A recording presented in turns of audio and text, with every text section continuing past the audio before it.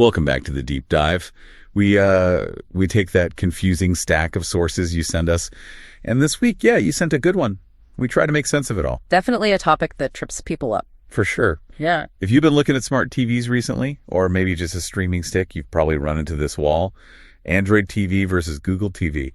They sound so similar. They really do. Almost like, just different versions of the same thing. But the sources you sent make it clear they share DNA, absolutely, but understanding the difference, that's key to figuring out which one you'll actually prefer using day to day. Exactly. So our mission today is to, cut through that confusion. We're going to look at the difference between an operating system and like a user interface layer. Which is the core issue here, yeah. And figure out how Google TV really changes how you interact with your TV screen. And, we can probably give the biggest takeaway right at the start. Oh, yeah.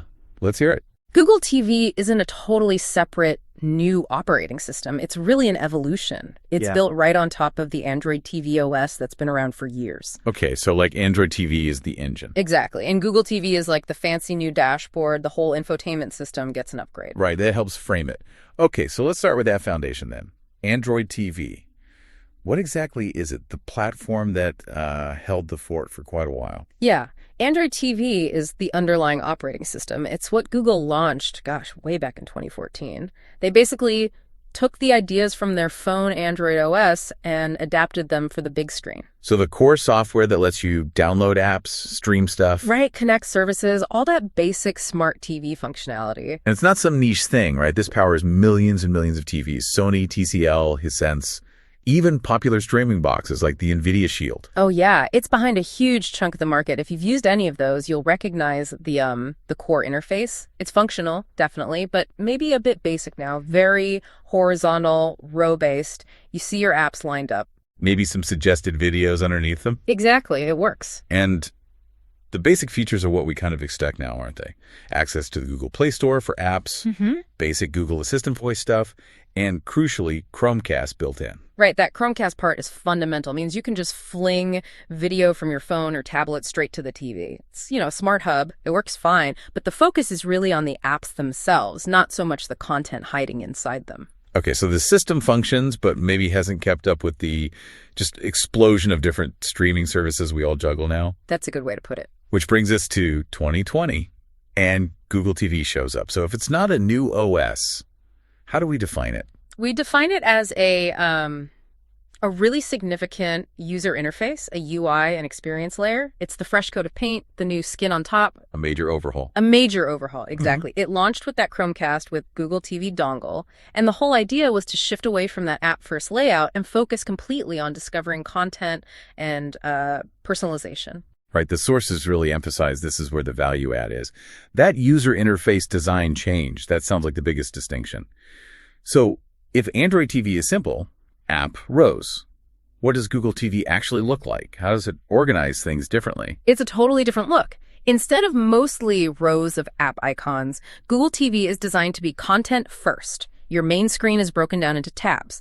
For you, movies, shows, apps, and your library. Ah, okay. So it's designed to immediately show you titles to watch, not just app logos to click on. That shift from an app icon to like a movie poster seems small, but I can see how that changes how you browse entirely. So how does Google TV pull off that content aggregation? Pulling stuff from all my different subscriptions.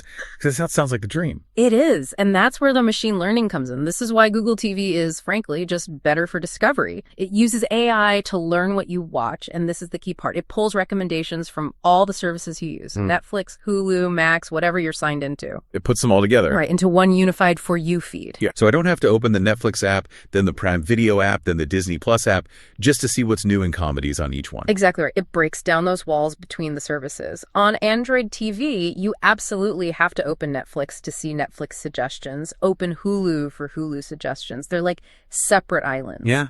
Okay. Google TV tries to bridge those islands. It'll even show you interesting stuff from services you don't subscribe to, but it tells you where you could watch it. That integration. Wow. That sounds like a huge time saver. And speaking of integration, let's talk about that universal watch list feature. The sources make it sound like the killer feature for people who switch. It really is a game changer for how we browse now. You can add a movie or show to your watch list from, well, pretty much anywhere. Your phone, browsing an article, your computer, the TV itself. Okay. And then when you sit down later in front of your Google TV, boom, it's right there in your library tab. Doesn't matter which app the show actually lives in. Oh, man. I can't tell you how many times I see a trailer on my phone, completely forget the title 5 minutes later, and then spend ages trying to find it when I actually want to watch something. Right. This solves that. That cross-device watch list. Yeah, that sounds like it saves time and frustration. Major points there. It really does. And that's something the older Android TV platform just doesn't have. You have to rely on the watch list inside each separate app. Wow. That lack of integration really shows how Google TV is thinking about the viewer's journey, not just the app's little world. Okay, so if the platform is using machine learning so heavily, tracking habits, Yeah. that leads naturally to personalization, right? Yeah. How much deeper does that go beyond just the For You recommendations? It gets into something really practical for households. Yep. Profile support. If you share your TV, Google TV is almost essential now because different people can have totally separate profiles. Yes, the crucial save the relationship feature for families or roommates. Totally. Because otherwise, yeah, your horror movie binges are going to mess up your partner's feed of, cozy British mysteries. I've been there. With profiles, you get separate watch lists, separate viewing histories, separate recommendations. The AI tailors itself to each person. No. Standard Android TV generally doesn't do that system-wide. You're stuck using the profile switching within each app, which can be clunky. Right. That makes sense. And that separation, that deeper understanding of who is watching, that probably ties into Google Assistant too. Both have voice control, but does Google TV's Assistant do more with that extra context? It does. Android TV's Assistant is great for, open Netflix, pause, basic searches. Yeah. But Google TV's Assistant can handle more contextual questions because it knows who you are, which profile is active, what you subscribe to, what you've watched. So instead of just play Stranger Things, I could ask something more conversational. You can try, things like show me comedies starring Maya Rudolph, or maybe even what should I watch tonight? And because it has all that aggregated content data, it can give you much more relevant, personalized answers pulled from all your services, not just searching within one app. Okay, so it makes the voice feature actually useful for discovery, not just basic navigation. Exactly. It turns the assistant into more of a curator. Okay, let's pivot a bit from features to logistics. This is important for anyone who already has an Android TV device. They hear about the cool watch list, the profiles. Yeah. Can they just download Google TV and upgrade? This is where, the conversation gets a bit tougher. The answer is mostly no. Oh. You can't just manually install Google TV onto your existing Android TV device. It needs an official software update pushed out by the TV or device manufacturer. And, well, those updates haven't been universal. And that's frustrating for people, I bet. For sure. The sources are pretty clear. A lot of older Android TV devices, especially ones from maybe 2018 or earlier, they're likely stuck on the older OS forever. Even if the hardware could technically run it, manufacturers often save those bigger updates for their newer models. And there's a performance aspect too, right? Even if you did get the update, Google TV with all its visuals and background processing might feel slow on older hardware. That's a definite possibility. While it's running on the same base OS, those enhanced features, the machine learning, pulling all that visual data together, they really do run best on newer chips designed for it. Bringing it on a 2017 TV might feel sluggish. Okay, good to know. But one point of reassurance for people sticking with their current Android TV apps are still the same, right? Yes, absolutely. That's important. Both platforms use the exact same Google Play Store for Android TV apps. You're not suddenly cut off from Netflix or Hulu or anything just because you have the older interface. App availability is identical. Perfect. That sets up the final question then. If you're shopping today, what's the clear advice? How do you decide which platform is right for you? Okay, so if you're buying a new TV or streaming device right now in, 2024, 2025, and especially if you juggle, say, 3 or more streaming services, which is most people, Yeah.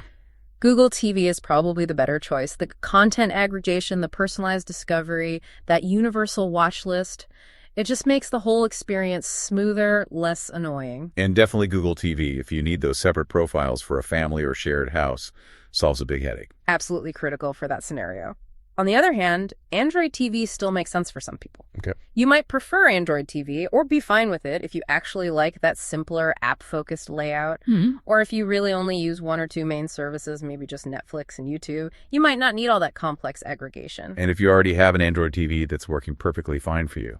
Then there's likely no urgent need to rush out and upgrade just for the software. It's still a solid functional platform. And, especially on lower budget TVs, Android TV might still be the only option offered sometimes. Gotcha. So the bottom line, really, from all the material we looked at. It seems pretty definitive. Google TV is the direction Google is heading for smart TVs. It offers real, tangible improvements to how you find stuff to watch. It makes the experience more modern. So Android TV will stick around. It'll keep working for existing users, Right. but we should expect it to slowly fade out as manufacturers mostly switch to Google TV for new products. Yeah. That content-first idea is winning out. That seems to be the trend. Which brings us right back to the core lesson, doesn't it? The big difference isn't the engine underneath. Right, the OS. It's that layer of sort of intelligent, personalized experience that Google TV adds on top. And that heavy reliance on machine learning, Yeah. on personalization, Yeah. that leads to our final thought for you, the listener, to chew on. Google TV is really good at showing you what it thinks you want to watch based on your history. As that system gets smarter and smarter at filtering things just for your profile, does that incredibly streamlined, personalized feed maybe create a comfortable but ultimately narrower viewing bubble? Could it limit you discovering something completely unexpected, something outside your usual taste, just by chance? That's a fascinating question. Does the algorithm become too good? Something to ponder next time you're scrolling through that perfectly tailored For You screen. Indeed, a great deep dive. Thanks for exploring Android TV versus Google TV with us. We'll catch you next time on The Deep Dive.